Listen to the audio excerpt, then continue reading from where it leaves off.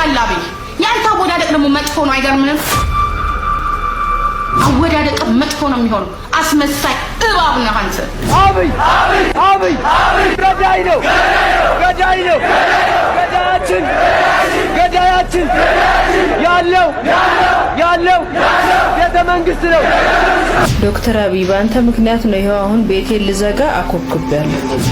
ምን ነው በገዛ ሀገራችን እንዲተማረን ተማረን። ሰላም ጤና ይስጥልን ውድ የቃል ሚዲያ ቤተሰቦች እንደምን ቆያችሁ? እግዚአብሔር ሰላም ከሁላችን ጋር ይሁን እያልን ወቅታዊና አዳዲስ መረጃዎችን ይዘን መጥተናል። ቪዲዮውን ከመጀመራችሁ በፊት ላይክ በማድረግ ጀምሩ። እንዲሁም ሐሳብ አስተያየታችሁን የኮሜንት ሴክሽን ላይ ያስቀምጡልን። ቀጥታ ወደ ቪዲዮ እናልፋለን። ሰብስክራይብ ለምንድን ነው የማታደርጉት?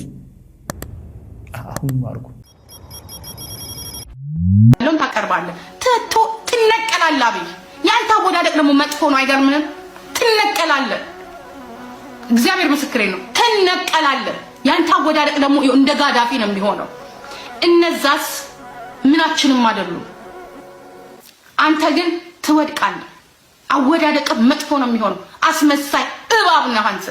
መርዝ በደሃ ላይ የምትቀልድ አምህም እንዴ? እስቲ ጉረድ። ቆይስ አብይ አንድ ነገር ልንገርህ። እስቲ የተፈናቀሉት ሂድና ናዝሬት እንትን አዳማ ሂድና የተፈናቀሉበት ቦታ ላይ ከሚስ ወንድ ኮንክ አንድ ሆምወርክ ልስጥህ። አንተ መንግስት አይደለ? ቆሻሻ ስትጠርግ ነበር አይደለ? ኦኬ ቶ አዳማ ሂድና አንድ የኦሮሞ እናት እስከ 2 ልጆቿ እስከ 3 ልጆቿ አዳማ እንትን ውስጥ አለች፣ የተፈናቃይ ጣቢያ ውስጥ አለች። እስቲ ለ3 ቀን ደር እነሱ ለአመት እያደሩ ነው አይደለ? አመት አልፋቸው 2ኛ አመታቸውን ይዘዋል። ድሬዳዋ ሄድና ለጋሬ ላይ የጣልካቸው አሉ በሺህ የሚቆጠሩ በ50 ሺህ በ60 ሺህ የሚቆጠሩ ቤት እንኳን ያልሰራህላቸው። አንተ ግን አዲስ አበባ ልታሰማምር ሸርሙጣ እናት ድንጋይ ትብላ። ያ ሂድና ከሚስት ጋራ ከዚህ ከሸርሙጣ ሚስት ጋራ ከዝናሽ ጋራ ሂድና አብይ ገዳይ ነው። ገዳያችን ያለው ቤተ መንግስት ነው። የአማራ ልዩ ኃይል፣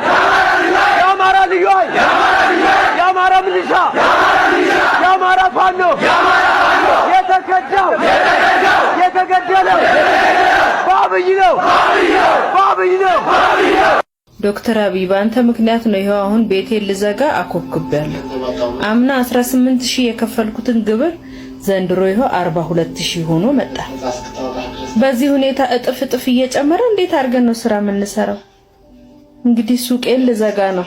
ምንም ማድረግ አልችልም። ምክንያቱም በዚህ ሁኔታ መስራት ስለማልችል ሱቄን ልዘጋ ነው። በቃ በግብር ምክንያት ቤት ውስጥ ቁጭ ብዬ ኦንላይን ብሰራ ይሻለኛል። ግብር የለብኝ፣ ቤት ክራይ የለብኝ፣ ምን የለብኝ። ምን ቦጣኝ እንዴ?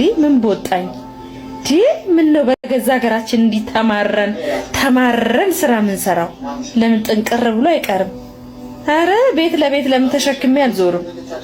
በቃ በአንተ ምክንያት ይኸው ቤቴን ዘግቻለሁ። ሱቅን ዝጋና ወጣ። ምክንያቱም ካሁን በኋላ የምትሰራው ለራስህ አይደለም ለአይኤምኤፍ ነው። ሀገር በደም እየታጠበች ህዝብ በጦርነት እያለቀ ባለበት ሰዓት በነጋዴው ላይ የግብርና ዕዳ ማውረድ ይህ የታቀደ የኢኮኖሚ ግድያ ነው። ህዝቡ የቀን ጉርሱን አጥቷል። ነጋዴው የኪሳራ ማዕበል ውስጥ ነው። መንግስት ግን የዶላር ጥማቱን በእናንተ ላብ ሊወጣ ወስኗል። አሁን ሀገሪቱን እየመራት ያለው መንግስት ሳይሆን ዋሽንግተን ዲሲ ነው። አንተን አክስሮ ለውጭ ብድር መክፈያ ሊያደርጉ ነው። አይኤምኤፍ ለሰጠው ብድር ዋስትናው ያንተ ላብ ነው። የሚያሳዝነው መንግስት የዜጋውን እንባ ሳይሆን የአይኤምኤፍን ፈገግታ መርጧል። አሁን ጥያቄው ለእናንተ ነው። መንግስት መታዘዝ ያለበት ለተራበው ህዝቡ ነው ወይስ ለአይኤምኤፍ? እኔም ነጋዴ ነኝ የምትሉና ይህ ግፍ የሚሰማችሁ ሰዎች ሀቅ ነው ብላችሁ ኮሜንት ላይ ጻፉ። ካልተነጋገርን ሁላችንም አብረን እንሰጥማለን። ግድቡ የት ነው ያለው? የታደረሳችሁት እንዴ? እንደዛ ሆነ እንደዛ ተሰቃይተን ቦንድ ገዝተን ስንት ነገር ሆኖ የተሰራው ግድብ ቤት ነው። የህዳሴው ግድብ ቤት ነው ያለው እንዴ? ከሱ ግድብ የሚጠቀመው ክንዴ ፊሽ ብቻ ነው እንዴ? አሳ እያጠመደ ይቀን መብራት ጭማሪ መች መጥቶ ምን ሰርተንበት ነው? የትኛው ክልል ተጠቅሞ ነው? ለማን ሰጣችሁት ነው? መብራቱ የት ነው ያለው እንዴ? ሌላ ጭማሪ፣ ሌላ ስቃይ እንዴ? በቃ የሚቀንስ ነገር የለም እዚህ ሀገር ላይ ማለት ነው። እብደቱም እየጨመረ ነው፣ ችግሩም እየጨመረ ነው፣ ሞቱም እየጨመረ ነው። ምንድነው የሚቀንሰው ነገር? ልታሳብዱን ነው እንዴ? ምንድነው የምትፈልጉት እናንተ ሰዎች? አረ ተው ተው። አረ ጨለልን ወገን። አረ በስመ አብ። የጅማ ዲቃላ የአብይ አህመድ ፓምፐርሶች እሱ እናንተ በቃ አብይ አህመድ ስለተመረጠ ብቻ ከነፋችሁ እንዲህ ያላችሁ የወጣችሁት አብይ አህመድ እኮ ስለተመረጠ አይደለም። እኔ ገና ስለ ኦሮሞ ትግል ገና ሳስብ ጅማ ለምን አይወጣ አመላለሁ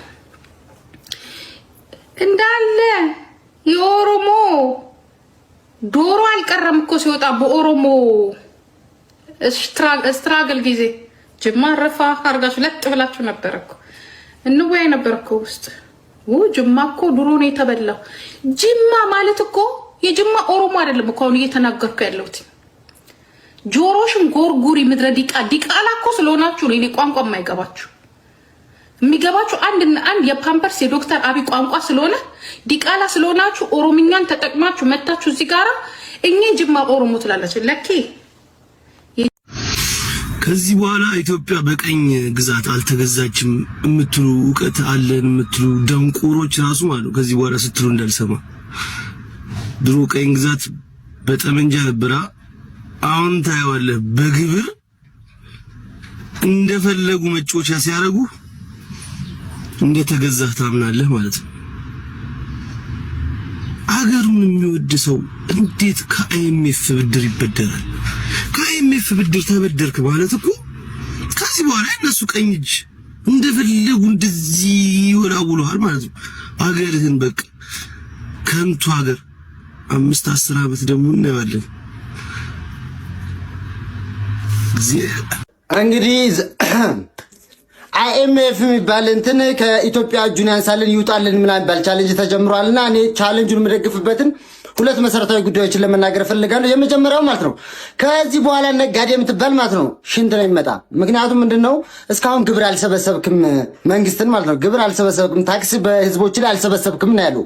ስለዚህ ነጋዴውን ምናምን ነገር በየእንትኑ እየገባ አንገታቸውን እያነክ ግብር ጨምረህ ቆልለህ ከህዝቡ ሟጠህ ካዝናህን ሙላ የሚል አንድ እንትን ያመጣውና ነጋዴውን ማለት ነው መውጫ መግቢያ ማሳጣት የሚል አንድ ነገር አይኤምኤፍ አቅርቧል። አንገቱን እያነክ ያለውን ነገር ያስተፋህ ምናምን የመዝረፍ አይነት በሉት እና እንደዚህ አይነት ነገሮችን አድርግ። ሁለተኛ ነገር ደግሞ ምንድነው ድጎማ መስጠትባቸውን ነገሮች አሁን ድጎማ መስጠት ያለብን ነገሮች ተው ነው የተባለው። ለምሳሌ ትምህርት፣ ጤና ምናምን ባለው ነገር ማለት ነው። አሁን ድሃይት አባቱ ሄዶ ነው የሚታከም ነው ድሃይት ነው የሚታከመው። ድጎማ የሚደረግባቸው እንደ ጤና፣ ትምህርት ምናምን ያሉት የሀብታም ልጅ ብቻ ነው የሚማረው። ከዚህ በኋላ የሀብታም ሰው ብቻ ነው ጤናው የሚጠብቀው ምናምን ነገር ነው። የነዳጅ ድጎማንም አቁም፣ ካዝናህን ሙላ። ከዛ በኋላ ምናምን ይሄ ነገር ምንድነው ኮሎናይዝ በሉት፣ በቃ ባርነት በሉት፣ ኢኮኖሚ ስርዓትን ቀይር ነው የተባለው። ሶ ማለት ነው ይሄ በእጃዙር የኛን ሉዓላዊነት መቀማት ነው ብዬ ስለማስብ ማለት ነው አይኤምኤፍ ከኢትዮጵያ እጁን እንዳይነሳ ሁላችንም ቻሌንጅ መጀመር አለብን።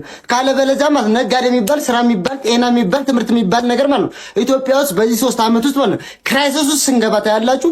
ገንዘባችን ደግሞ ምን እንዳልተቀደም ገንዘባችን ፉክክር ከዶላር ጋር ያለውን ነገር ማለት ነው ፍሪ ሆነ የተባለው ያ ማለት ደግሞ አሁን ራሱ ፐርቼዚንግ ፓወር የለውም። የኛ ገንዘቡ የመግዛት አቅም የለውም።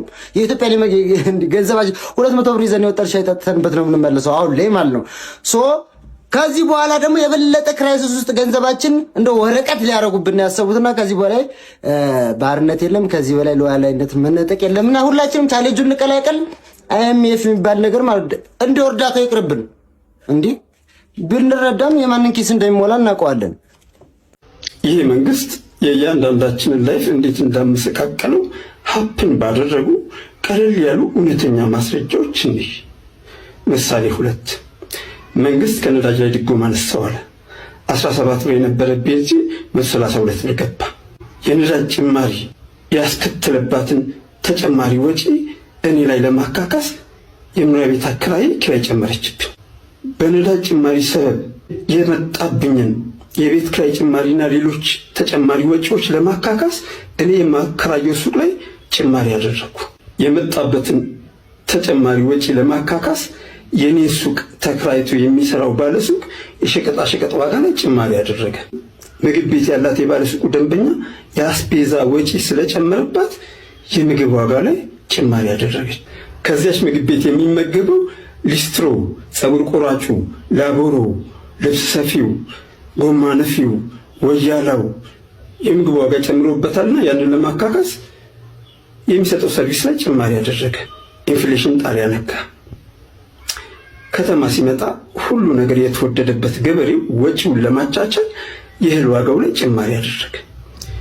የእህል ዋጋ ንረቱ ደግሞ ሌላ የዋጋ ንረት አስከተለ። ቪሸስ ሰርክሉ ገባ። ብንሰርቅም ባንሰርቅም እንኳን ክርስቲያን መሬት እንኳን ኦርቶዶክስ